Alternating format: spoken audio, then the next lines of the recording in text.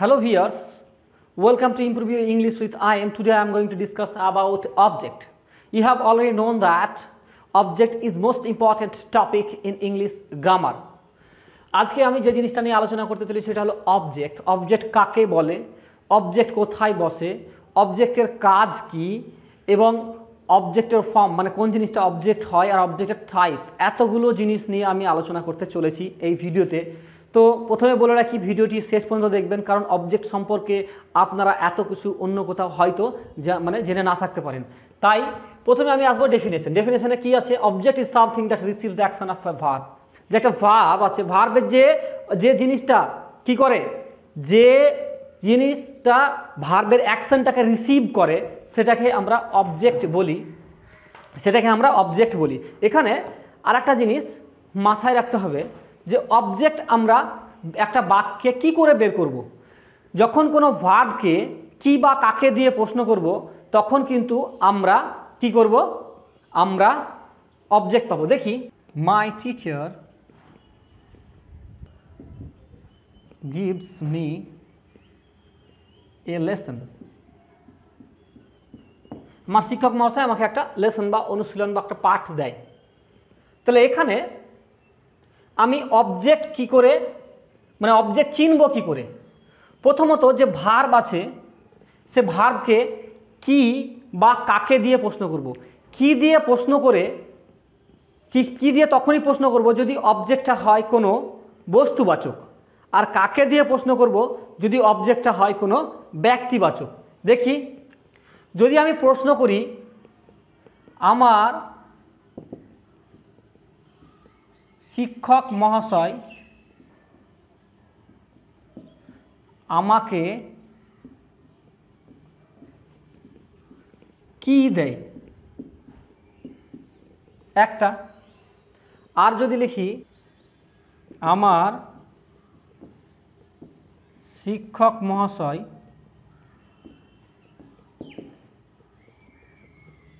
কাকে একটি অনুশীলন দেয়। দুটো প্রশ্ন করলাম। এই দুটো প্রশ্নর প্রথম উত্তরটা কি হবে যে আমার শিক্ষক মহাশয় আমাকে কি দেয়, উত্তরটা হবে এ লেসন।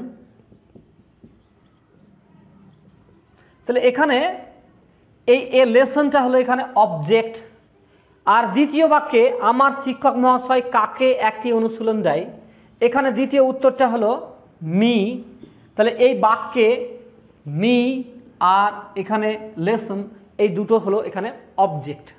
এই দুটো এখানে অবজেক্ট। এবার এর একটা ব্যতিক্রম জায়গা আছে। যদি অবজেক্ট যদি কোনো ভার্বের পরে বসে থাকে তাহলে সেক্ষেত্রে কিন্তু আমার এই নিয়মটা ফলো করবে। কিন্তু অবজেক্ট যদি ভার্বের আগেই বসে থাকে তাহলে কিন্তু, দেখি একটা উদাহরণ দিয়ে দেখি, একটা মজার জিনিস দেখব। সেটা কি? A bird flies in the sky. আকাশে একটি পাখি ওড়ে। ঠিক আছে, তাহলে এখানে যদি বলি আকাশে কি ওড়ে, উত্তর কিন্তু কি আসবে? এ বার্ড আসবে। কিন্তু এখানে কি বার্ডটা কি অবজেক্ট? তাহলে আমি সব সময় যে আর কি আমি কি বা কাকে দিয়ে প্রশ্ন করে, সবসময় কি দিয়ে প্রশ্ন করে যে আমি অবজেক্ট পাবো সেটা নয়। একটা জিনিস মাথায় রাখতে হবে যে এটা কিন্তু এখানে সাবজেক্ট, এটা কিন্তু এখানে কখনো অবজেক্ট নয়। কিন্তু এই প্রশ্নের উত্তর কিন্তু এখানে আমি পাচ্ছি। তাহলে যে অবজেক্ট সবসময় কি দিয়ে প্রশ্ন করব, যেটাই পাবো সেটা যদি অবজেক্ট হয়, এই কনসেপ্টটাও একটা ব্যতিক্রম আছে। সেটা কি? A bird flies in the sky. আকাশে কি উড়ে? একটা পাখি উড়ে। উত্তর হবে একটা পাখি উড়ে। তাহলে ওখানে কি দিয়ে প্রশ্ন করছি, অ্যান্সার আসছে, কিন্তু এটা কিন্তু এখানে অবজেক্ট নয়, এটা হলো এখানে সাবজেক্ট। তাহলে আমরা একটা জিনিস মাথায় রাখবো যে অবজেক্ট যদি ভার্বের পরে বসে তাহলে কি দিয়ে প্রশ্ন করলে কিন্তু আমি অবজেক্টটা পাবো। আর অবজেক্ট যদি ভার্বের আগে বসে তাহলে এখানে কি দিয়ে প্রশ্ন করলে সাবজেক্ট পাবো। এই কথাটা কিন্তু আপনাদেরকে মাথার মধ্যে রাখতে হবে। এবার যে জিনিসটা নিয়ে আলোচনা করতেছি সেটা হলো অবজেক্টের ফর্ম। ফর্ম বা গঠন অবজেক্ট। তাহলে অবজেক্ট কি হয় নাউন বা নাউন ইকুইভ্যালেন্ট,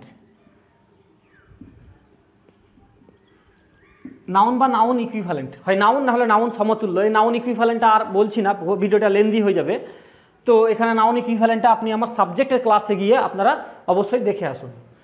এখানে ফর্ম, তাহলে একটা অবজেক্ট হয় নাউন হবে, না হলে নাউন ইকুইভ্যালেন্ট, নাউনের সমতুল্য হতে পারে। তারপরে কি আছে, পজিশন, অবজেক্টের পজিশন, কোথায় অবজেক্ট বসে এই জায়গাটা একটু দেখার ব্যাপার আছে। অবজেক্ট সচরাচর যেটা হয় যে অবজেক্ট সাবজেক্ট এবং ভার্বকে ফলো করে। তার মানে হলো প্রথমে সাবজেক্ট বসলো, ভার্ব বসলো, তারপরে অবজেক্ট বসবে, সাবজেক্ট ভার্ব তারপরে অবজেক্ট। মানে এরকম বলি যে we eat rice, we eat rice, এখানে সাবজেক্ট, এটা হলো ভার্ব, এটা হলো অবজেক্ট। তাহলে এটা কিন্তু কি হয়, পজিশনটা হলো সাবজেক্ট ভার্ব তারপরে অবজেক্ট, এই পজিশনে কিন্তু অবজেক্টটা বস। এবার আমি যে জিনিসটা নিয়ে আলোচনা করতে চলেছি সেটা হলো অবজেক্টের টাইপস বা ক্লাসিফিকেশন, টাইপস অফ অবজেক্ট, অবজেক্টের শ্রেণী বিভাগ। অবজেক্টকে আমরা কি ভাগে ভাগ করতে পারি সেই জিনিসটা আমরা একটু দেখব। এটা হলো অবজেক্ট, অবজেক্টের ভাগগুলো একবার দেখি কি ভাগ হয়। এক নম্বর হলো ডিরেক্ট অবজেক্ট, দুই নম্বর ইনডিরেক্ট বা ইনডাইরেক্টও বলে, এখানে ডাইরেক্টও বলে অবজেক্ট। তারপরে তিন নম্বরে সেটা হলো রিটেন্ড অবজেক্ট, রিটেন্ড বা নিষ্ক্রিয় বলা হয় অবজেক্ট। তারপরে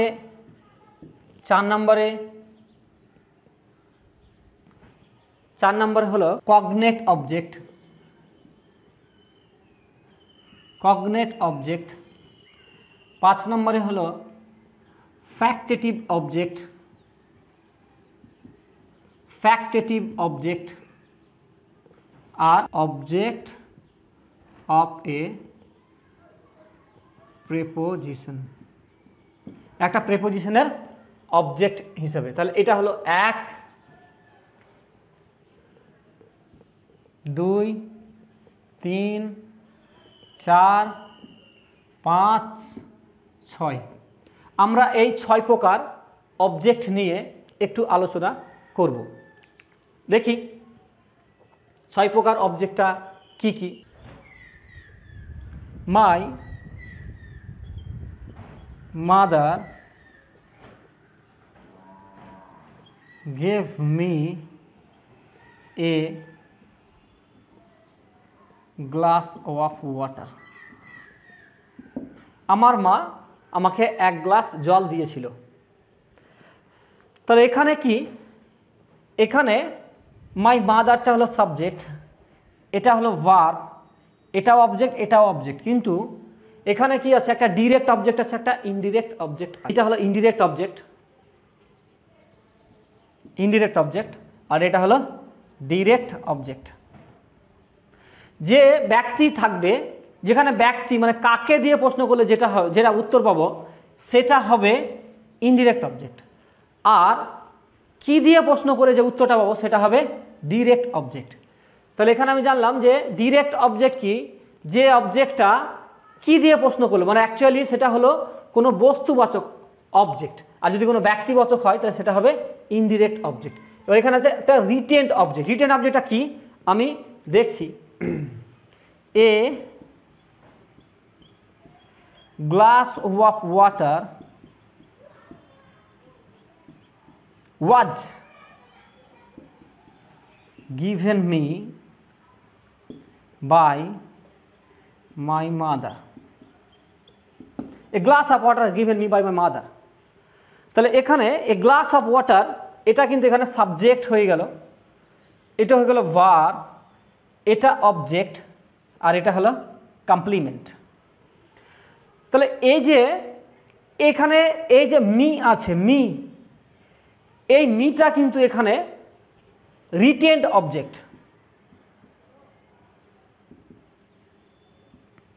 রিটেন্ড অবজেক্ট, যে প্যাসিভ ভয়েসে যে ব্যক্তিবাচক যে অবজেক্টটা থাকে সেটাকে আমরা রিটেন্ড অবজেক্ট বলবো। রিটেন্ড শব্দের অর্থ হলো নিষ্ক্রিয়, যে এখানে নিষ্ক্রিয়, যেখানে ছিল সেখানে থেকে গেল, এখানে কোনো পরিবর্তন হলো না, যার জন্য এটাকে আমরা রিটেন্ড অবজেক্ট বলি। রিটেন্ড শব্দের অর্থ হলো নিষ্ক্রিয়, একটা নিষ্ক্রিয় একটা কর্ম, এটাকে আমরা বলে থাকবো। তাহলে আমরা কী কী জানলাম? ডিরেক্ট অবজেক্ট কাকে বলে, ইনডিরেক্ট অবজেক্ট, রিটেন্ড অবজেক্ট। এবার আসবো কগনিটিভ অবজেক্ট, ফ্যাক্টিটিভ অবজেক্ট আর অবজেক্ট অফ এ প্রেপোজিশন। হ্যাঁ, এবার আসবো কে? Cognate object. কগনেট অবজেক্টটা কি দেখি একটা। হি র্যান এ রেস, সে একটা দৌড় দৌড়িয়েছিল। এটাকে সমধাতু, মানে একটা বাংলাতে আমরা বলি ধাতু, সেই একই ধাতু থেকে উৎপত্তি, যে ভার্ব এবং যে ভার্ব বা ক্রিয়া এবং যে কর্ম বা অবজেক্ট থাকে সেটাকে আমরা কি বলবো? Cognate object. একই ধাতু থেকে, মানে এখানে র্যান আর রেস এটা একটা ধাতু, একই সমধাতু, যার জন্য এটা সমধাতু কর্ম বলা হয়, বাংলাতে সমধাতু কর্ম বলে। তো এখানে যে কগনেট ভার্ব, আমি যখন কগনেট ভার্বটা করাবো তখন আপনারা আরও ভালো বুঝতে পারবেন। এটা হলো একটা কগনেট ভার্ব। এই কগনেট ভার্বের অবজেক্টকেই আমরা কগনেট অবজেক্ট বলবো। যেটা কগনেট ভার্ব আছে তার অবজেক্টকে। কগনেট ভার্ব কি? যে ভার্বের মানে ধাতুটা এবং অবজেক্টের ধাতুটা সমান থাকবে। অবজেক্টের ধাতু আর ভার্বের ধাতু যখন সমান হবে সেটাকে আমরা বলবো কগনেট অবজেক্ট। এবার আছে ফ্যাক্টেটিভ অবজেক্ট। ফ্যাক্টেটিভ অবজেক্টটা কি?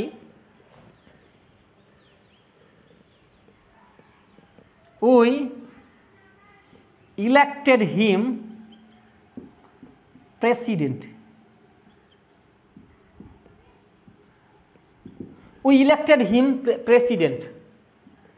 তাহলে এখানে আমরা একটা অবজেক্ট পাচ্ছি।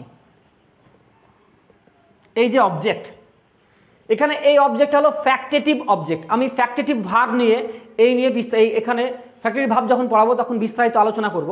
তো এখানে কি আছে? যে এটা হলো ফ্যাক্টেটিভ ভার্ব। ইলেক্টটা হলো এখানে ইলেক্টেড, এটা হলো ফ্যাক্টেটিভ ভার্ব। ফ্যাক্টেটিভ ভার্ব কি? যে এখানে অবজেক্ট কমপ্লিমেন্ট থাকবে। এই অবজেক্ট কমপ্লিমেন্ট থাকলে এটাকে আমরা ফ্যাক্টেটিভ ভার্ব বলবো। এই নিয়ে আমি বিস্তারিত আলোচনা করব ফ্যাক্টেটিভ ভার্ব যখন পড়াবো ঠিক সেই সময়। তাহলে এখানে উই ইলেক্টেড হিম প্রেসিডেন্ট, আমরা তাকে প্রেসিডেন্ট করেছি। এই যে জিনিসটা আছে এটাকে আমরা বলছি ফ্যাক্টেটিভ অবজেক্ট। এবার আমরা যেটা আলোচনা করব সেটা হলো function of object. Function of object. অবজেক্টের ফাংশন কি? যে অবজেক্ট অফ সবসময় অবজেক্টিভ ফর্মে বসবে। যেমন উই স হিম বা দেম বা হার, এগুলো সবই কি অবজেক্টিভ, মানে 1 নম্বর ফাংশন। যে উই স হিম দেম হার, এগুলো সবই কিন্তু অবজেক্টিভ ফর্ম। মানে আই এর অবজেক্টিভ ফর্ম হলো মি, ঠিক সেরকম হি এর অবজেক্টিভ ফর্ম হলো হিম, দে এর অবজেক্টিভ ফর্ম দেম, আর সি এর অবজেক্টিভ ফর্ম হলো হার। তাহলে অবজেক্টিভ ফর্ম মানে অবজেক্ট হিসাবে সবসময় অবজেক্টিভ ফর্ম বসবে। নাম্বার 2 যদি আমরা ফাংশন দেখি তাহলে কি হবে? যে object follows the number, gender and person of the subject. যে অবজেক্ট সবসময় নাম্বার, জেন্ডার আর পারসন ফলো করবে। কার? অফ সাবজেক্টের সবসময় নাম্বার, জেন্ডার আর পারসন ফলো করবে কে? অবজেক্ট। এই অবজেক্টটা কিন্তু মোটামুটি রিফ্লেক্সিভ প্রোনাউন হতে পারে, মানে রিফ্লেক্সিভ প্রোনাউন হবে। যেমন যদি বলি যে হি কিলস হিমসেলফ, তাহলে এখানে হি এর যে রিফ্লেক্সিভ প্রোনাউন এখানে হিমসেলফ হলো। ঠিক আছে? তাহলে এখানে কি হচ্ছে? এই জায়গাটা নাম্বার, এটা সিঙ্গুলার তাই সিঙ্গুলার হলো, বা এটা জেন্ডার ফলো করছে, এটা যেহেতু পুরুষ তাই এটাও পুরুষ। হি এখানে হিমসেলফ হলো, এখানে কখনো হার সেলফ হবে না। আর কি? নাম্বার, জেন্ডার আর পারসন। যদি বলি দে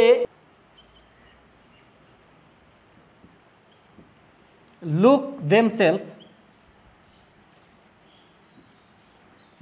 দেমসেলফ, তাহলে এখানে এটা কিন্তু এটা প্লুরাল, তাই এটা রিফ্লেকশন হয়ে কিন্তু এটা দেমসেলফ হয়ে গেল, এটা কিন্তু কখনো সিঙ্গুলার হয় না, এটা যেহেতু প্লুরাল তাই এটা প্লুরাল, সাবজেক্ট প্লুরাল, তো এখানে রিফ্লেক্সিভ যে অবজেক্ট হিসাবে প্রোনাউনটা ব্যবহার করবো, অবজেক্ট হিসাবে যে প্রোনাউনটা ব্যবহার করবো সেটা কিন্তু সবসময় কি হবে, এটাও কিন্তু প্লুরাল হবে, এটা সিঙ্গুলার হবে, এটা সিঙ্গুলার হবে। এটা যদি সাবজেক্ট যদি আর কি নাম্বার, এখানে দেখবে সিঙ্গুলার হলে এটা সিঙ্গুলার, সাবজেক্ট যদি তারপর জেন্ডার হয়, জেন্ডারটা দেখবো যে এখানে এটা কি আছে ম্যাসকুলিন জেন্ডার, এটা ম্যাসকুলিন জেন্ডার, এটা ফেমিনাইন হয় তাহলে এটা ফেমিনাইন হবে। এই হচ্ছে 2 নম্বর ফাংশন। নেক্সট আমরা দেখবো 3 নম্বর, অ্যাক্টিভ ভয়েসের অবজেক্ট প্যাসিভ ভয়েসের সাবজেক্টে পরিণত হবে। যদি একটা উদাহরণ দিই তাহলে বুঝতে পারবেন যে উই ইট রাইস, এটা কিন্তু অ্যাক্টিভ ভয়েস, আমরা কি খাই, আসছে রাইস, ভাত খাই, তাহলে এটা কিন্তু এখানে অবজেক্ট, এটা ভার্ব, আর এটা হলো সাবজেক্ট। এবার এই অবজেক্টটা যখন আমি প্যাসিভ করব তখন কিন্তু সাবজেক্ট হয়ে যাবে, তাহলে rice is eaten by us, তাহলে এখানে এই যে এখানে অবজেক্ট ছিল, এই অবজেক্টটা এখানে সাবজেক্ট হয়ে গেল। এটা হলো অ্যাক্টিভ ভয়েস, এটা হলো প্যাসিভ ভয়েস। অ্যাক্টিভ ভয়েসের অবজেক্টটা প্যাসিভ ভয়েসে সাবজেক্ট হয়ে যায়। এটা যখন ভয়েস চেঞ্জ করব তখন আপনারা আরও ভালো বুঝতে পারবেন। আর একটা খুব মজার জিনিস আমি যেটা দেখাতে চলেছি সেটা খুবই একটা গুরুত্বপূর্ণ জিনিস, যে জিনিসটা একটু ভালোভাবে নজর দিয়ে দেখবেন, যে object becomes prepositional phrase. Prepositional phrase নিয়েও আমি ক্লাস দেব। অবজেক্ট বিকামস প্রেপোজিশনাল ফ্রেজ, আপনারা কিন্তু ভিডিওটা কন্টিনিউ দেখতে থাকুন, না হলে কিন্তু এই জিনিসটা না বুঝতে পারলে কিন্তু অনেকটা পিছিয়ে পড়বেন। অবজেক্ট বিকামস প্রেপোজিশনাল ফ্রেজ, এই জিনিসটা আবার কি একটু দেখব। হি গিভস মি এ বুক, এটা কি আছে, এটা হলো ইনডিরেক্ট অবজেক্ট আই, আর এটা হলো ডিরেক্ট অবজেক্ট ডি। এবার আমি একটা প্লেস চেঞ্জ করব, এটার প্লেস চেঞ্জ করব, তাহলে কি হবে যে he gives a book to me, এখানে টু মি এই যে প্রেপোজিশনাল অবজেক্ট হয়ে গেল, একটা অবজেক্ট হয়ে গেল কার, প্রেপোজিশনের, এটা একটা প্রেপোজিশনাল ফ্রেজ হয়ে গেল। এই জায়গাটা কিন্তু খুব একটা গুরুত্বপূর্ণ জায়গা, এই জায়গাটা ভালো করে আর কি লক্ষ্য রাখবেন। তাহলে এখানে কি হলো, টু হলো। আর একটা যদি দেখি যে give me a glass of water, যদি আমি এটা লিখি, এবার আমি কি করব, তাহলে এটা হলো ভার্ব, এটা অবজেক্ট, এটা কি হবে অবজেক্ট, এটা হলো ইনডিরেক্ট অবজেক্ট, এটা হলো ডিরেক্ট অবজেক্ট ডি। তাহলে এটাকে যখন আমি চেঞ্জ করব তখন কি হবে, যে গিভ, প্লেস চেঞ্জ করছি, a glass of water for me, এখানে আমার জন্য 1 গ্লাস জল দাও, এরকম আর কি। তাহলে এখানে কিন্তু ফর, এটাও একটা প্রেপোজিশনাল ফ্রেজ হয়ে যাচ্ছে। তাহলে অবজেক্ট যখন আমি প্লেস চেঞ্জ করব, যে ইনঅ্যানিমেট যে অবজেক্ট থাকবে সেটাকে যদি আমি আগে নিয়ে আসি, তাহলে যে অ্যানিমেট যে অবজেক্ট থাকবে সেটা কিন্তু প্রেপোজিশনাল ফ্রেজ হয়ে যাবে। এই জিনিসটা কিন্তু আপনারা মাথা রাখবেন, খুবই গুরুত্বপূর্ণ একটা কনসেপ্ট। ভিডিওটা কেমন লাগলো আপনারা অবশ্যই কমেন্ট করে জানান, এবং ভিডিওটা যদি ভালো লেগে থাকে তাহলে সাবস্ক্রাইব করুন, তার সঙ্গে সঙ্গে লাইক করুন এবং বন্ধুদের সঙ্গে শেয়ার করতে কখনোই ভুলবেন না। Thank you for watching this video.